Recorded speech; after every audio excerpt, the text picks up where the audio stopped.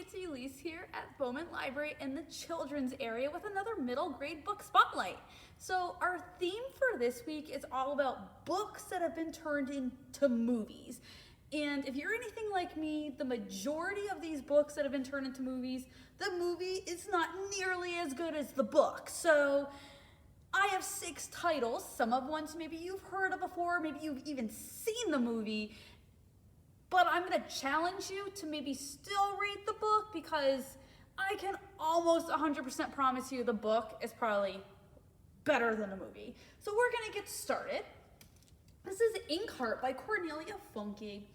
Maggie has an awesome relationship with her dad, and it's great that she does because her mom, when she was 3 years old, went missing. Every night, she and her father share their love of reading by her father reading aloud a book. But she soon finds out that there is way more to her father than what she thought initially, and he has this ability that when he reads a book aloud, the characters come to life. She becomes convinced that her father read a book and that's why her mother's missing, that her mother has been sucked into one of these books that her father has read aloud. And she decides it's up to her that she needs to go and save her mother from whatever is holding her in one of these books. There's adventure fantasy will keep you on the edge of your seat. You will keep guessing. You will start to imagine what it would be like if you had the ability to bring characters to life. This is the first book in a trilogy. Once you are done with this one, I promise you, you will want to read the next one. So you might want to check out the second book while you're checking out this one at the same time. This is Inkheart. A classic, Tuck Everlasting by Natalie Babbitt. There's one day and 3 things happen. May Tuck arrives in the woods that are owned by this family called the Fosters. And also, this man in a yellow suit shows up at the Foster's house. And thirdly, Winnie Foster decides she's had enough and she runs away. When she's running away, Winnie happens upon this boy who's drinking from this spring of water, but he refuses to let her get a drink from it. And as they're arguing, other members of his family arrive and they're all forced to run away because this man in the yellow suit shows up and they're terrified of him and he has like an evil little secret, and Winnie gets sucked into this family that has this incredible secret that they are trying to protect. And she's then brought into this web of danger and finds herself wondering what life really holds for her. This adventure fantasy will keep you on the edge of your seat and you will be cheering for the Tuck family and for Winnie, and you'll be making decisions right along with them. Tuck Everlasting. Scary Stories to Tell in the Dark by Alvin Schwartz. This is not for the faint of heart, if you can just tell from the cover here. This is filled with scary stories of horror, supernatural events, and beings, suspense, thrillers, and revenge. And you will find yourself having to read this book with the lights on. This book is filled with a variety of short stories though, which is awesome because you can kind of pick and choose the ones you want to read. So if you start reading one and you think it's definitely not scary enough, then guess what? You just go to the next story and you read that one because every story has its own beginning, middle, and end. It is completely up to you what you want to read or what you don't want to read. Scary Stories to Tell in the Dark.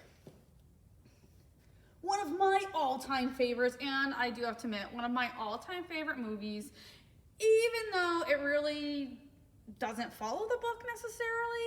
This is Charlie and the Chocolate Factory by Roald Dahl. One of the ultimate classics. You will follow Charlie Bucket and 4 other kids as they win the opportunity to enter Willy Wonka's chocolate factory, which is this incredible, amazing place. But things don't exactly go as planned and not everything is as what it seems, and this amazing world filled with humor and adventure and suspense and fantasy and family and candy, it's just one of the best settings ever. Charlie and the Chocolate Factory. City of Ember. So when Ember was first planned, it was an underground city that provided survival because the world as we knew it was under attack, and people were able to go live in this city underground away from all the dangers taking place on Earth. But it was only meant to be temporary, and after 200 years, supplies are starting to run low. The city's starting to fall apart, electricity's having issues working, and the government's trying to kind of keep it quiet, but people are starting to see things aren't really as what they are. So when Lena's out delivering messages one day, she finds this document that hints that there is a way out of this city. Because if they don't get out of the city at some point, they're probably not gonna survive how the city falls apart. So she and her best friend Dune, they start to kind of piece things together with this document, and they find themselves starting to be hunted by the police, as this is a secret that, again, powerful people do not want to get out. This is filled with suspense. You will keep guessing as to what's going to happen to Lena and Dune, and you'll be cheering for them as they try to get the truth out. This is the first book in a series, and we also have it in graphic novel form, so if you want to kind of see it come to life, that is an option as well. City of Ember. And our last one, this is Flipped by Wendelin Van Dranen. The first time Julie sees Bryce, right before second grade, for her, it was love at first sight. But for Bryce, he just ran away. He wanted nothing to do with Julie. And that continues to be the pattern for the next couple of years up until 8th grade. It is then that Julie falls out of interest with Bryce, as she starts to see him kind of in a different light. But for Bryce, his interest in Julie then starts to kind of increase because he starts seeing her in a different light. They start to realize that there's more to people than just their appearances, and assumptions should not be made because there's always something behind the scenes. This romantic book has humor and provides you with a heartfelt message that you or anyone else can apply to their lives. This is told in alternating points of view, so you get chapters from Julie's point of view and from Bryce's point of view, and you will find yourself along for the ride as these two deal with their feelings for each other and evolve as they grow older. This is Flipped. So these are just 6 of the books that we have here that have been turned into movies, but there are tons more. And believe it or not, there are probably movies that you have seen that you may not even realize have been turned into books. So if you're interested in maybe finding out what some of the other ones are, feel free to come on in and we will help you figure out a book to movie that you would want to read. I hope to see you next week for another middle grade book spotlight, and have a great week.